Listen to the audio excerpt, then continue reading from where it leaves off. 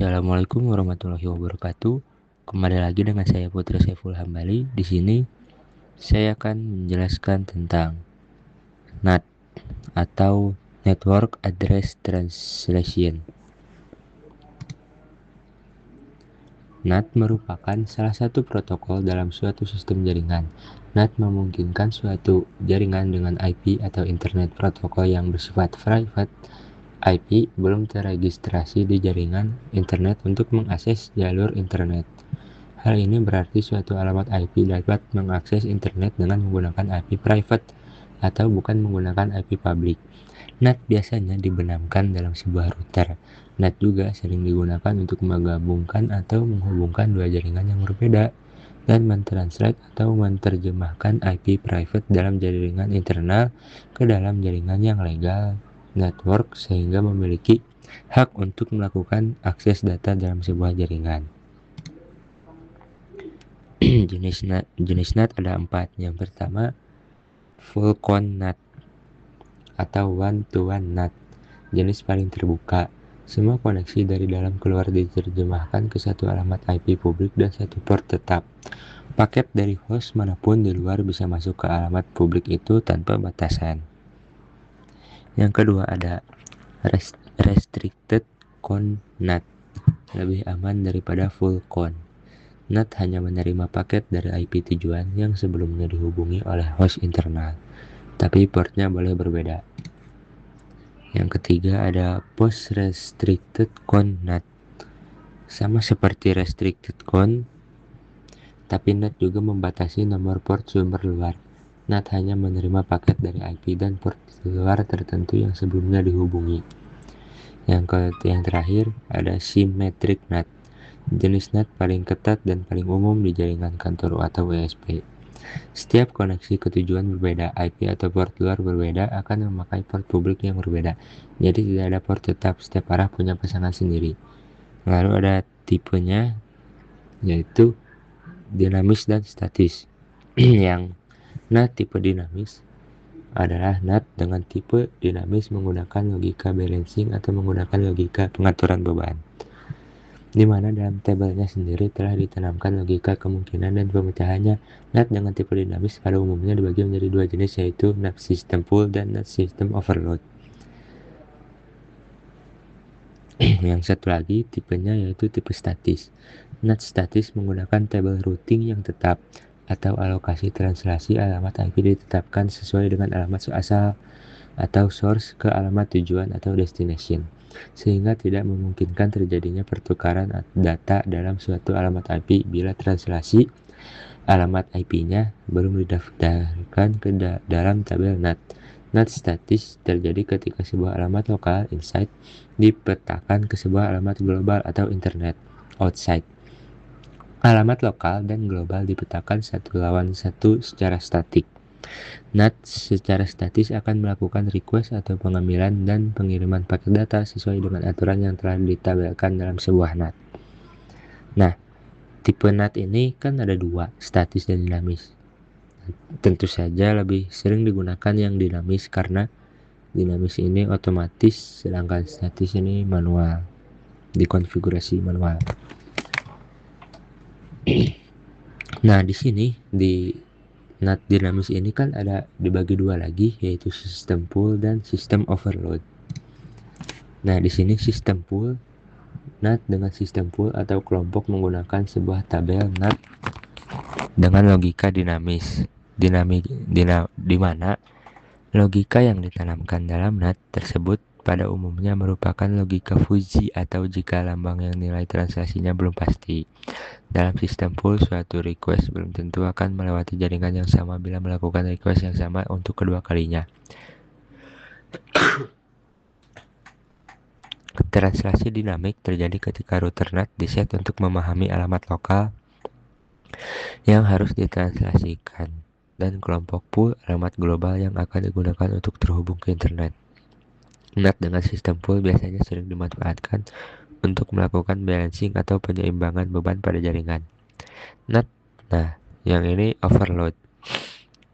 NAT dengan sistem overloading menggunakan logika request atau permintaan dari banyak klien atau banyak alamat dioperkan atau diberikan ke satu alamat IP distribusi. Sejumlah IP lokal atau internal dapat ditranslasikan ke satu alamat IP global outside. Sejumlah IP lokal atau internal dapat ditranslasikan ke satu alamat IP global outside. Hal ini sangat menghemat penggunaan alokasi IP dari ISP.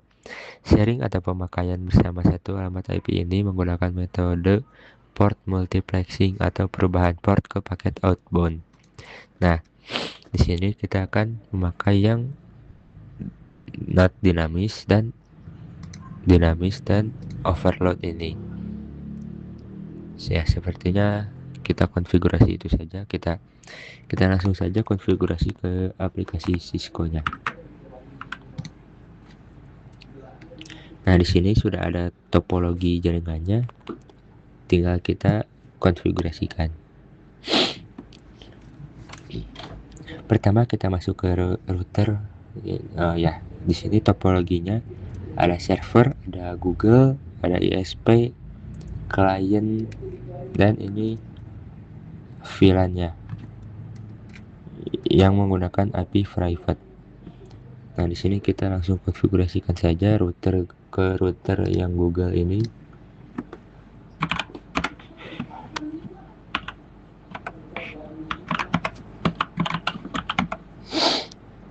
Kita interface di 0/0 no shutdown, IP address kita kasih IP address 100.1.1.255.255.255.0. Lalu interface ke 0/1 no shutdown, IP address 10 ini ya. Ini 10.10.10.1 255.255.255.252. Oke. Sudah, kita lanjut ke router yang ESP ini.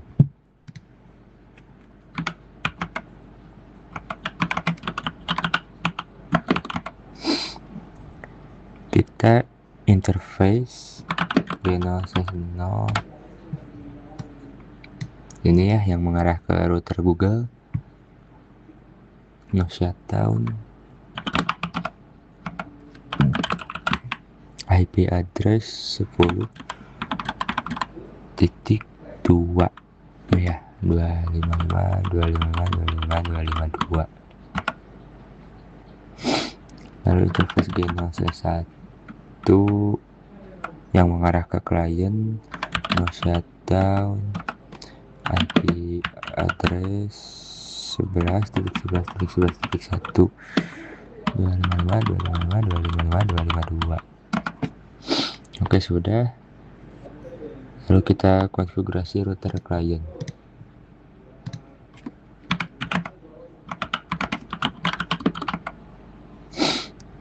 Router klien interface G0/0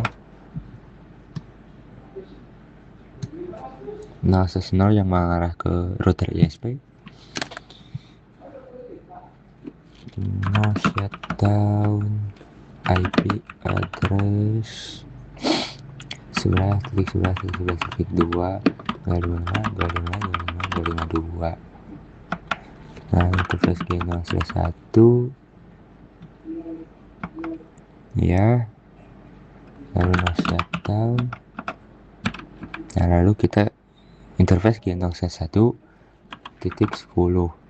yaitu VLAN 10 ya. Lalu encapsulation .10 IP address-nya 192.168.10.1 255.255.255.0.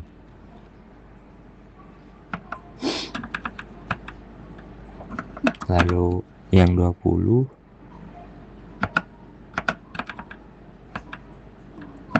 encapsulation 20 dan ini 20.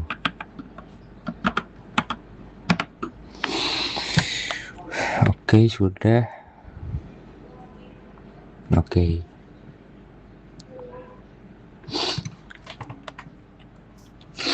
Kita masuk ke konfigurasi switch.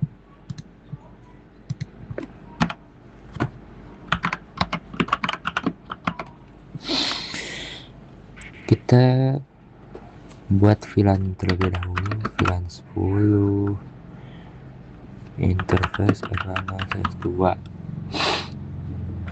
karena ini yang atasnya. Oke, switch mode akses, switch akses VLAN 10 sudah, VLAN 20 interface G0/3 ya, FA switch mode akses, switch akses VLAN 20 sudah. Lalu kita interface FA0/1 yaitu yang mengarah ke router klien ya. FA0/1 switch mode terang sudah. Switch terang allowed VLAN 10/20. Oke, sudah. Kita masukkan dulu IP-nya pada PC 0. Ini 192.168.1. Oh, titik 2 ya.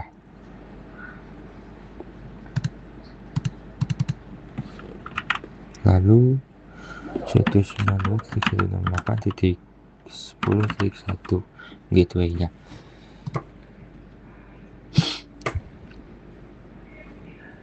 Sudah. PC 1 192.168.20.2 192.168.20.1. Oke.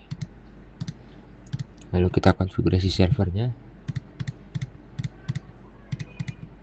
Servernya ini 100.100.100.2 ya. Gateway-nya 100.1. Subnet masknya 255.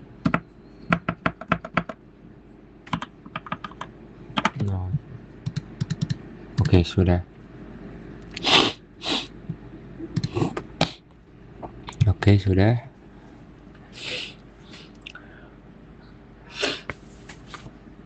Coba kita ping dari PC ke PC terlebih dahulu. Nah, bisa.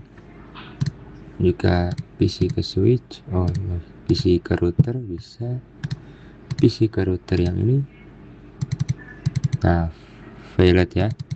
Hanya sampai di router klien karena kita belum konfigurasikan di sininya router BGP dan di sini belum kita konfigurasikan NAT-nya untuk ke server ke Google ini dapat jaringan. Nah, kita langsung saja konfigurasikan di router Google. Exit. Oke, router BGP 1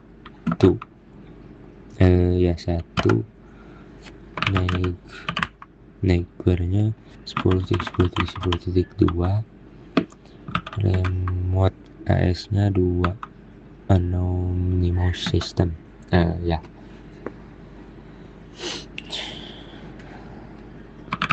Lalu kita masukkan network 10.10.10.0, masknya 252.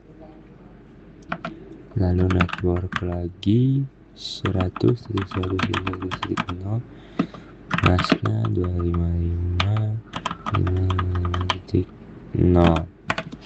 Oke, sudah. Kita cepat saja ke ISP, exit router BGP2, network 10.10.10.1, remote mode S1 network. Nah, di sini sudah up ya. Network 10, masnya 25. Lalu lagi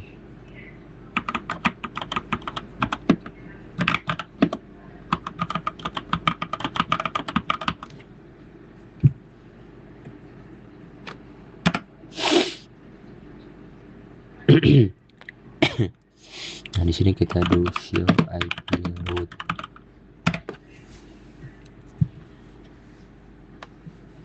Nah, di sini sudah ada B atau BGP ya. Nah, di sini BGP. Di sini sudah tersambung.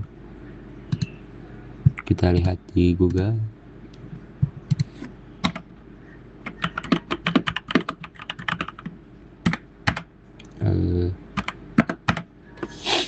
Nah, sama di sini juga sudah. Oke. Lalu kita nah, kita coba dari klien. Kita exit, kita do ping ke Google.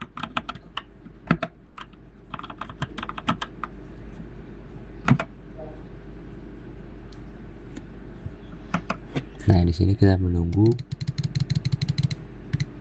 Nah, di sini masih 0,5 karena kita belum konfigurasi si klien ini. Belum kita konfigurasi NAT-nya. Walaupun yang di sini sudah kita konfigurasi BGP-nya. Nah, kita coba dari ESP ini saja. Kita do ping 100 dari ESP ke Google. Nah, di sini sudah 5/5 karena ini masih menyambung ya. Oke, kita konfigurasi saja kliennya. Kita konfigurasi ini IP route. IP route-nya kita pakai 0.0.0, lalu 0.0.0 dan 11.11.11.1. Nah, di sini sudah. Coba kita ping.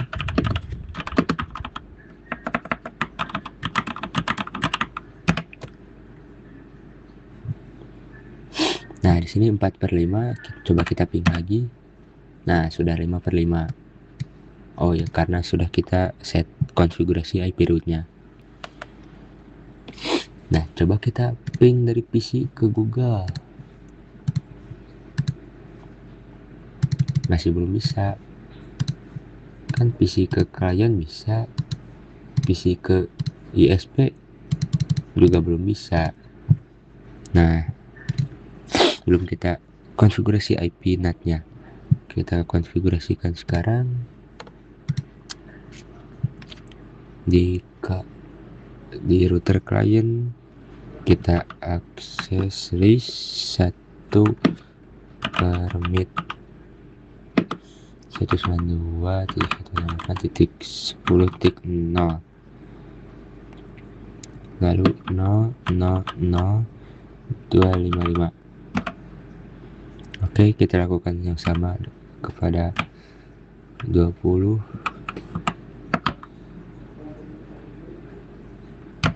Oke, sudah. Lalu IP NAT inside source list 1 interface G0 source 0 overload. Nah ini G0. Oke, lalu interface G0 source 0 IP not outside. Lalu interface G0 source 1 titik 10 IP not inside. Ini 20 outside. Nah oke, sudah.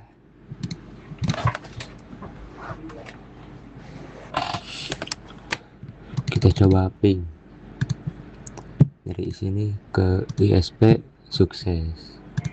Coba yang kedua, yang ini. Oh ya, yang sini memang tidak bisa.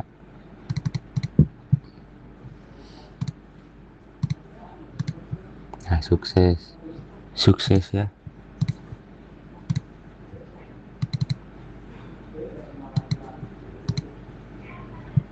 Coba yang 20 ini.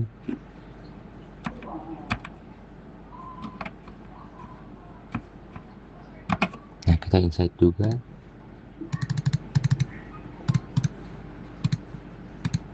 Nah kalau kita insight kan dia bisa sukses. Ke Google pun sama. Jika di insight kan bisa tersambung, tapi tadi kita outside kan. Nah mungkin segini saja video saya tentang NAT. Sekian, assalamualaikum warahmatullahi wabarakatuh.